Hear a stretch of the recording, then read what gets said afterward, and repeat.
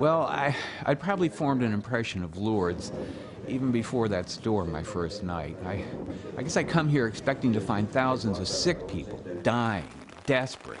And yet, I wanted to do this story because a few years ago, a friend of mine took his mother to Lourdes. She'd been given 6 months to live. She lived another 4.5 years. Why? I mean, Lourdes is just a little town in southern France with a population of about 15,000. But in all of France, only Paris has more hotels because between 4 and 6 million people come to the sanctuary of Lourdes every year. Not tourists, but pilgrims like the Cuisin family from California. We're hoping for a miracle and blessing for everybody, for my family. There was Jamie Jensen, a quadriplegic since birth. What am I going to do with my life? Where am I going to go? Pete Ulrich had lung cancer. Because I think I have like a couple more years to live, and I'd like to extend that a little longer till my daughter gets out of college. He's been exhausted all of his chemotherapy. There's no more for him. Mary O'Sullivan's a retired Air Force doctor, and Marlene Watkins... Don't have a college degree, just a housewife. And these are just some of the Americans, but you see people from all over the world. They come because of the very first miracle. It happened here in this grotto.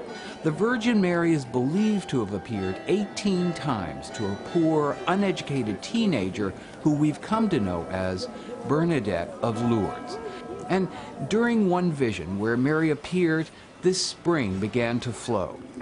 That was in 1858, and within a year, thousands of people were coming here. The water's said to have remarkable healing powers. But what can it really do? Do miracles still happen here? Dr. Alessandro Di Franciscis Now here are archives. is the medical director at Lourdes. This is the oldest. These were handwritten. He chairs a panel of as many as 100 doctors, because every year they receive 30 to 40 reports of miracles. They'll follow each case an average of 10 years to review The biopsies, the examinations, or the scanners, the clinical facts to rigorous observation. Because of the 7,000 cases on file, the Church has recognized just 67 cases as true miracles. The rest are deemed unexplained cures. Well, as a physician, I know people get better from things that, you know, there are times you just don't know how it happened. So I kind of think the real miracle of Lourdes are stories of people like Marlene. Oh, about my friend, she won the tickets to come here. I didn't really know Lourdes. Well, it might have been by chance, but she saw a need. Because for some, it is their dying wish to come here. But maybe all of their resources have been spent on medications and treatments, and they're out of work if they're sick. For those who are handicapped, oftentimes, there's not any opportunity for them to come without help or assistance, let alone without an income. So think about bringing somebody in a wheelchair, on a respirator, somebody who requires full-time care. Think of that one person, then multiplied by millions, and realize the Sanctuary of Lourdes has a full-time staff of 500, but it takes 5,000 volunteers every week to maintain, organize, and even the people who train the volunteers are longtime volunteers themselves. You've got to keep the stretcher level, so you have to lift higher. Well, first of all, you got to know where the brakes are, because if you're going to leave them, you got to set the brakes, or they run away from you.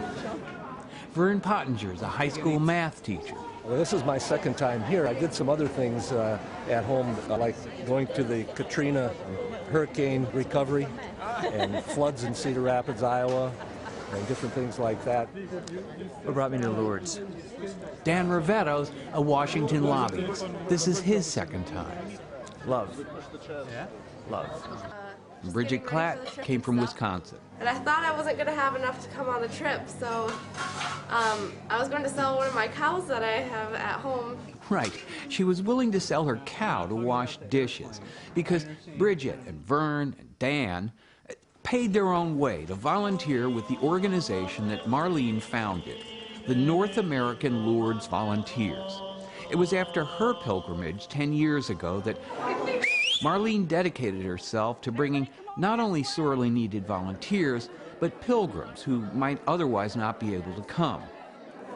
15 times a year, the organization brings as many as 160 people. They stay in a combination hospice, hospitality center, and all the volunteers from every country live like this. The volunteers come to give a week, or in some cases, a lifetime, like Harry Donnelly. Started coming when I was at school. I just kept coming every year after it. I loved it. It was my first time out of Scotland. How many? 33 years. Every year I go home after every trip here. There's always one memory of somebody. It's a little touch, a smile. Just can't explain it. I believe the miracles that are really profound that happen don't ever go to the medical bureau. The people who are suffering from severe depression or mental illness, people with addiction, those never go to the medical bureau because you can't x-ray that. This was actually Jamie's 8th pilgrimage because after his first, Marlene asked him to be her special advisor on issues faced by the disabled. I have turned this into a decision to make a change, either in myself or in somebody else's life. Ready, set. As for Pete, sadly he died just a few months later. And while it may not have been a miracle, he clearly found something. I haven't seen you out of your wheelchair. Yeah, I feel great. I don't know why, but I do feel great.